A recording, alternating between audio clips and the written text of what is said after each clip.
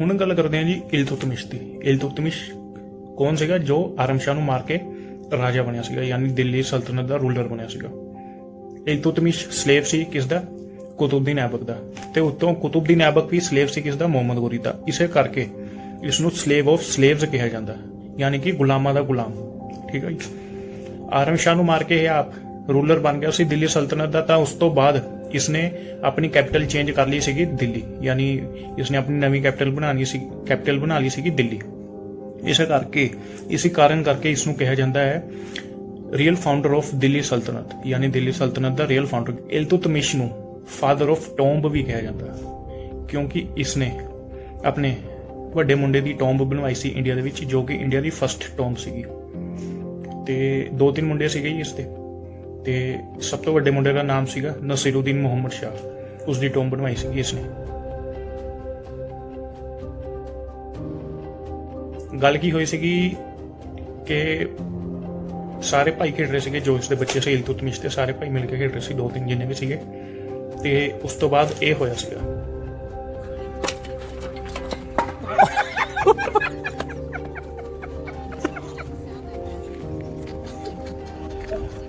ਤਾਂ ਸਿਰ ਤੇ ਸੱਟ ਲੱਗਣ ਦੇ ਕਰਕੇ ਉਸ ਦੀ ਡੈਥ ਹੋ ਗਈ ਤੇ ਉਹ ਇੰਡੀਆ ਦੀ ਫਸਟ ਟੋਂਬ ਬਣ ਗਈ। ਇਲਤੁਤਮਿਸ਼ ਨੇ ਦਿੱਲੀ ਦੇ ਉੱਪਰ ਕਾਫੀ ਵਧੀਆ ਰਾਜ ਕੀਤਾ ਸੀਗਾ ਜੀ।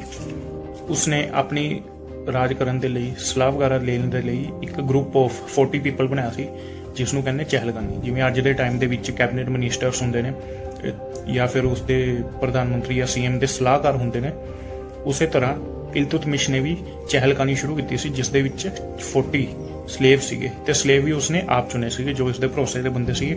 ਉਹੀ ਉਸਨੂੰ ਸਲਾਹ ਦਿੰਦੇ ਸੀਗੇ ਵੀ ਇਵੇਂ ਕਰਨਾ ਚਾਹੀਦਾ, ਇਵੇਂ ਕਰਨਾ ਚਾਹੀਦਾ।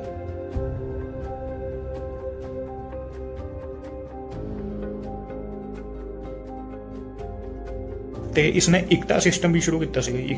ਇਕਤਾ ਸਿਸਟਮ ਮਤਲਬ ਆਪਣੇ ਸਿਪਾਹੀਆਂ ਨੂੰ ਤਨਖਾਹ ਦੇ ਰੂਪ ਦੇ ਵਿੱਚ ਜ਼ਮੀਨ ਦਿੰਦਾ ਸੀਗਾ, ਜਾਂ ਫਿਰ ਗਿਫਟ ਵਗੈਰਾ ਦੇ ਵਿੱਚ ਜ਼ਮੀਨ ਦਿੰਦਾ ਸੀਗਾ। ਹੁਣ ਜ਼ਮੀਨ ਸੀਗੀ ਲਿਮਿਟਡ, ਸਾਰਾ ਪੰਗਾ ਜ਼ਮੀਨ ਦਾ ਹੀ ਸੀਗਾ ਕਿ ਜ਼ਮੀਨ ਪਿੱਛੇ ਰਾਜੇ ਮਹਾਰਾਜੇ ਲੜਦੇ ਸੀਗੇ, ਪਰ ਇਸਨੇ ਜ਼ਮੀਨ ਬਣਨੀ ਸ਼ੁਰੂ ਕਰਤੀ। ਤਾਂ ਉਸ ਤੋਂ ਬਾਅਦ ਪੰਗੇ ਪੈਣੇ ਸ਼ੁਰੂ ਹੋ ਗਏ ਇਸ ਦੇ ਦੇਸ਼ ਦੇ ਵਿੱਚ। ਤਾਂ ਇਹ ਸਿਸਟਮ ਇੱਕ ਤਰ੍ਹਾਂ ਦਾ ਫੇਲ ਹੀ ਰਿਹਾ ਸੀਗਾ।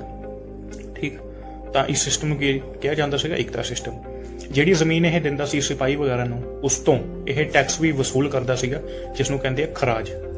ਉਹ ਟੈਕਸ ਦਾ ਕੀ ਨਾਮ ਸੀ? ਖਰਾਜ ਟੈਕਸ। ਇਸ ਦੇ ਟਾਈਮ ਦੇ ਵਿੱਚ ਜੋ ਵੀ ਸਾਰਾ ਆਫੀਸ਼ੀਅਲ ਕੰਮ ਹੁੰਦਾ ਸੀਗਾ, ਉਹ ਸਾਰਾ ਪਰਸ਼ੀਅਨ ਲੈਂਗੁਏਜ ਦੇ ਵਿੱਚ ਹੁੰਦਾ ਸੀਗਾ, ਯਾਨੀ ਕਿ ਫਾਰਸੀ ਲੈਂਗੁਏਜ ਦੇ ਵਿੱਚ ਸਾਰਾ ਆਫੀਸ਼ੀਅਲ ਕੰਮ ਹੁੰਦਾ ਸੀ। ਇੱਕ ਫੈਸਲਾ ਲਿਆ ਜੀ ਇਸਨੇ, ਸਿਲਵਰ ਟੰਕਾ ਕੁਆਇਨਸ ਚਲਾਏ। ਟੰਕਾ ਕੁਆਇਨਸ ਨਾਮ ਸੀਗਾ ਜੋ ਸਿਲਵਰ ਦੇ ਬਣੇ ਹੋਏ ਸੀਗੇ, ਚਾਂਦੀ ਦੇ।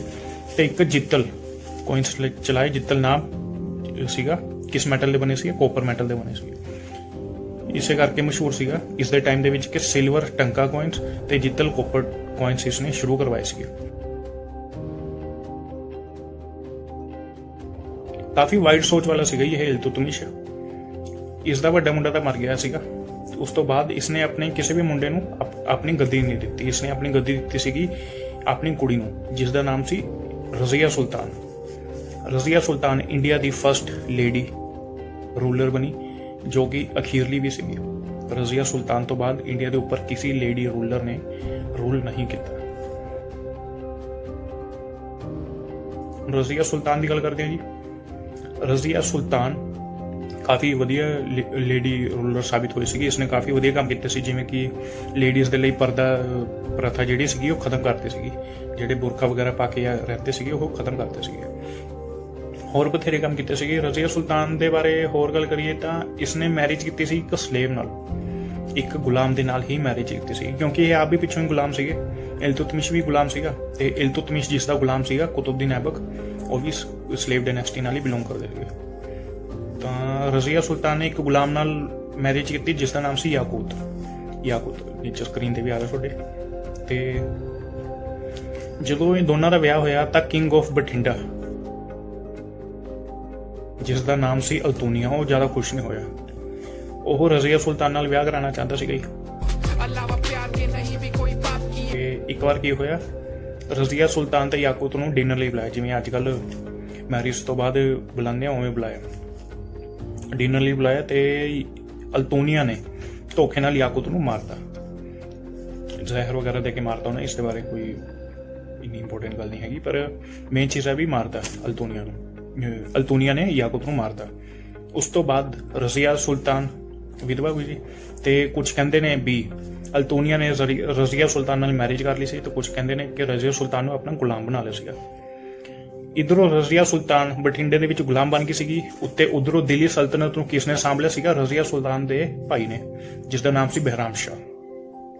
ਬਹਿਰਾਮ ਸ਼ਾਹ ਨੇ ਦਿੱਲੀ ਸਲਤਨਤ ਨੂੰ ਸਾਂਭ ਲਿਆ ਕਿ ਬਹਿਰਾਮ ਸ਼ਾਹ ਵੀ ਆਪਣੀ ਸਿਸਟਰ ਨੂੰ ਛੁਡਾਉਣ ਦੀ ਕੋਸ਼ਿਸ਼ ਨਹੀਂ ਕਰ ਰਿਹਾ ਸੀਗਾ ਬਠਿੰਡੇ ਦੇ ਰਾਜੇ ਅਲਤੂਨੀਆ ਦੇ ਹੱਥੋਂ, ਕਿਉਂਕਿ ਉਹ ਚਾਹੁੰਦਾ ਸੀ ਕਿ ਮੈਂ ਹੀ ਰਾਜਾ ਬਣਿਆ ਰਵਾਂ, ਤੇ ਜੇ ਰਜ਼ੀਆ ਸੁਲਤਾਨ ਆ ਜਾਂਦੀ ਛੁੱਟ ਕੇ ਤਾਂ ਦੁਬਾਰਾ ਉਸਨੇ ਦਿੱਲੀ ਸਲਤਨਤ ਸਾਂਭ ਲੈਣੀ ਸੀਗੀ।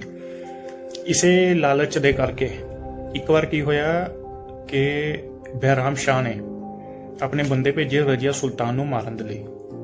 भाइयों बहनों, इतना बड़ा देश ऐसे लोगों के हवाले करोगे क्या? ਜਦੋਂ ਕਿਸੇ ਕੰਮ ਦੇ ਲਈ ਅਲਤੂਨੀਆ ਜੋ ਕਿ ਬਠਿੰਡੇ ਦਾ ਕਿੰਗ ਸੀਗਾ ਤੇ ਰਜ਼ੀਆ ਸੁਲਤਾਨ ਕੈਥਲ ਦੇ ਰਸਤੇ ਤੋਂ, ਕੈਥਲ ਜੋ ਕਿ ਹਰਿਆਣੇ ਦੇ ਵਿੱਚ ਆ, ਕੈਥਲ ਦੇ ਰਸਤੇ ਤੋਂ ਜਾ ਰਹੇ ਸੀਗੇ, ਤਾਂ ਬਹਿਰਾਮ ਸ਼ਾਹ ਦੇ ਬੰਦਿਆਂ ਨੇ ਬਹਿਰਾਮ ਸ਼ਾਹ ਦੇ ਆਰਡਰ ਤੇ ਰਜ਼ੀਆ ਸੁਲਤਾਨ ਨੂੰ ਮਾਰਤਾ ਤੇ ਨਾਲ ਹੀ ਅਲਤੂਨੀਆ ਨੂੰ ਮਾਰਤਾ। ਤਾਂ ਇਸ ਇਵੇਂ ਅਲਤੂਨੀਆ ਦਾ king of Bathinda the we death ਹੋ ਗਈ ਤੇ ਰਜ਼ੀਆ ਸੁਲਤਾਨ ਦੀ ਵੀ ਡੈਥ ਹੋ ਗਈ। ਉਸ ਤੋਂ ਬਾਅਦ ਬਹਿਰਾਮ ਸ਼ਾਹ ਨੇ ਵੀ ਕੁਝ ਸਾਲ ਰਾਜ ਕੀਤਾ ਤੇ ਜੋ ਇਲਤੁਤਮਿਸ਼ ਨੇ ਚਹਿਲਗਾਮੀ ਬਣਾਈ ਸੀਗੀ, ਜਿਵੇਂ ਕਿ ਪਹਿਲਾਂ ਦੱਸਿਆ ਇਸ ਵੀਡੀਓ ਦੇ ਵਿੱਚ, ਉਸ ਚੋਂ ਇੱਕ ਬੰਦਾ ਨਿਕਲ ਕੇ ਅਗਲਾ ਦਿੱਲੀ ਸਲਤਨਤ ਦਾ ਰੂਲਰ ਬੰਦਾ। ਕਿਵੇਂ ਬੰਦਾ ਉਹ ਦਿੱਲੀ ਸਲਤਨਤ ਦਾ ਰੂਲਰ, ਕਿਸ ਨੂੰ ਮਾਰ ਕੇ ਬੰਦਾ, ਆਪਾਂ ਅਗਲੀ ਵੀਡੀਓ ਦੇ ਵਿੱਚ ਦੇਖਾਂਗੇ। ਇਹ ਸੀ ਜੀ ਮੇਨ ਬਸ ਪੁਆਇੰਟ ਰਜ਼ੀਆ ਸੁਲਤਾਨ ਤੇ ਇਲਤੁਤਮਿਸ਼ ਤੇ। ਇਲਤੁਤਮਿਸ਼ ਨੂੰ ਜੋ ਕਿਹਾ ਜਾਂਦਾ ਰੀਅਲ ਫਾਊਂਡਰ ਆਫ ਦਿੱਲੀ ਸਲਤਨਤ। ये शुरुआत है, ये जैसे सुनामी आती है, ये जैसे सुनामी आती है, पहले पानी निकलता है, फिर बाद में पानी आता है, ये पानी निकल रहा है, इसके बाद पानी जबरदस्त तरीके से अंदर आएगा और लाखों करोड़ों लोगों को इस देश में नुकसान होगा।